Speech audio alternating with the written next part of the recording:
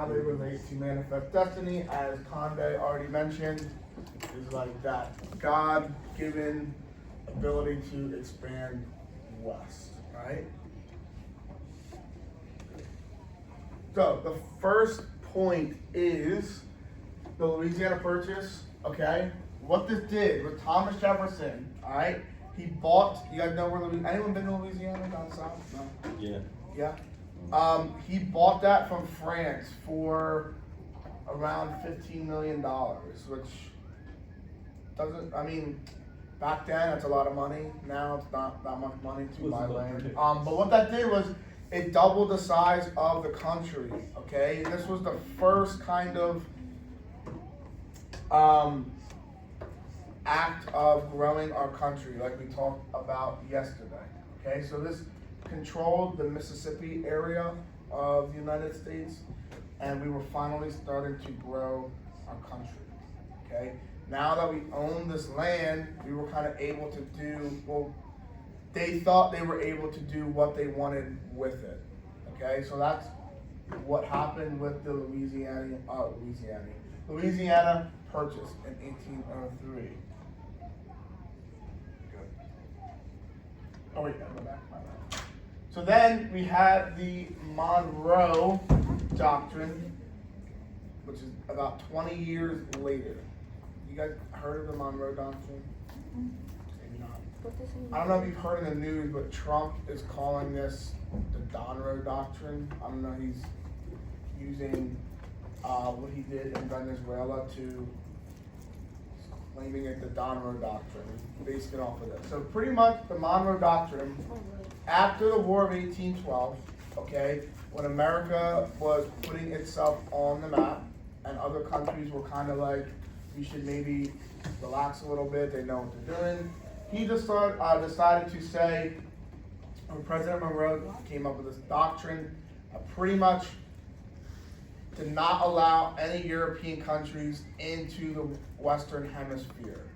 So if you remember, a lot of countries from Europe would come to the North America area and try and colonize it and take over that land. This doctrine sent a warning to Europe that did not allow that. Okay, that's the Monroe Doctrine. So protect the Western Hemisphere. The Western Hemisphere is, like I said, from like South America to the United States. All right, that's the western half of the world.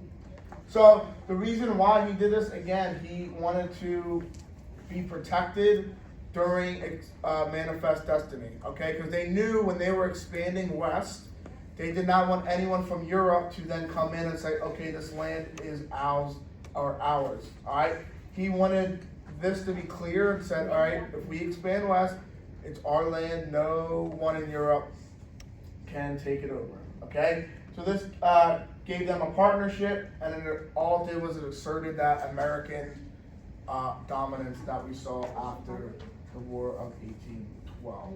Okay, so this really set the stage of like America as its own, or I guess the creation of an empire. Okay, where its own kind of protection was safe because of this doctrine. They didn't have to worry about any European countries coming in and taking their land that they felt they owned through manifest destiny.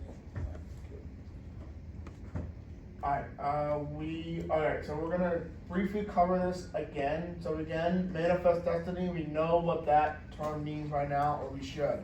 Alright, next time you guys have a quiz or a test, I'm 100% going to ask you to define that term. So again, after Jefferson purchased Louisiana from France, all that land became available to America, okay? So then what that did was then it allowed us to use the term manifest destiny, which is expanding west through the power of God and exploring that land and getting bigger. Okay, now what you're going to learn tomorrow and the rest of the next like 8 days or so is what the American people in charge actually did to get that land. All right, a lot of it's not so good stuff. So, again, Monroe Doctrine protected them from any other countries coming in and invading, or not invading, gaining that land, and then, yeah, we're good. Good here. Alright, so let's put it all together. Alright? Put it all together. So, you had in 1803, Jefferson laid the foundation of expanding west. You got Louisiana, okay? Then the 1820s occurred. So 20 years later, Monroe was like, okay, as we're exploring west, we should make sure that we're protected, okay? Or we should make sure that no other person can explore this land because it's ours through the manifest destiny. So you had that in the 1820s, all right? Then if you go on to the 40s, and as we trend years and years later, this term, manifest destiny, is going to be the justification for expanding west. And we talked yesterday, it adds new states, new discussions of what happens in those states, and it grows the country bigger. So, are we clear on that? Any questions? I think that is the last slide.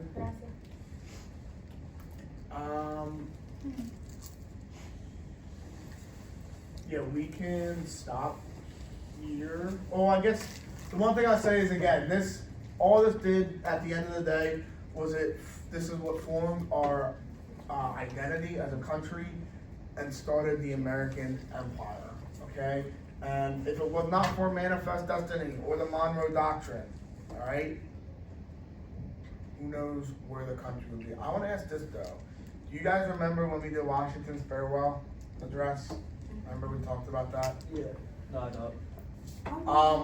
Do you remember what his belief was on foreign alliances or foreign affairs? Anyone remember? Huh? He thought it was bad. He thought it was bad. Did he think? What was his like? What would he say we should do to foreign countries or foreign alliances? What did he say? How America should approach that? Anyone remember? Remember I made the analogy about your friend? Anyone remember? You're on the right track. You did think they were not that good, but why? Because what could happen if you get too close to someone? They could take advantage. You take advantage, okay? Now you have, right, you have Washington pushing for this isolationist agenda.